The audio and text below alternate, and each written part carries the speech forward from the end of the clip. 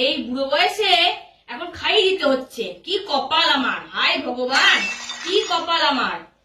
তোমাকে আচ্ছা হয়েছে বাবা। ওরকম করে বলে খাওয়া দরকার নাই। কেন কেন?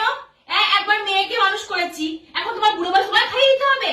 এ তো আমাকে কি চিজ হয়েছে গো, মোবাইল ছাড়া খাবে না। এখন ছোট ছেলে হয়ে গেছে, এখন মোবাইল দেখতে দেখতে খাবে, কার্টুন দেখতে দেখতে খাবে। বাবারে, এখন কার্টুন দেখা শিখেছে আবার। ভাই ভাই, কার্টুন দেখা শিখেছে এই বুড়ো বয়সে। কি রে ভাই, কি বিমতি ধরলো আমার কপালে। আরে বাবা, বুড়ো বয়স কেন বলছো?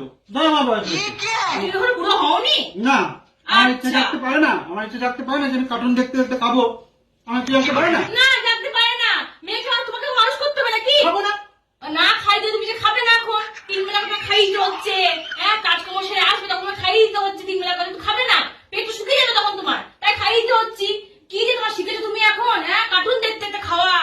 তুমি কতদিন মাথা ঠিক হয়ে গেল তো তোমার? আমার বরটা কি পাগল হয়ে গেল নাকি? যে ভাই, আমার বরটা কি পাগল হয়ে গেল? 3 বেলা খাইয়ে দিতে হচ্ছে এখন। আরে খাও কেন গো, খাও না। খালি মোবাইল দেখছো, তখন থেকে খালি কার্টুন দাঁড়াও না, এটা আমি কি দেখি না।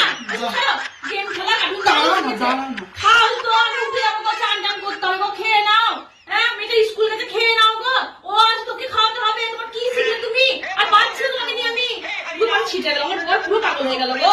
3 জায়গায় খাইয়ে দাও, আমার বর পুরো পাগল হয়ে গেল, পুরো পাগল হয়ে গেল আমার বর একদম।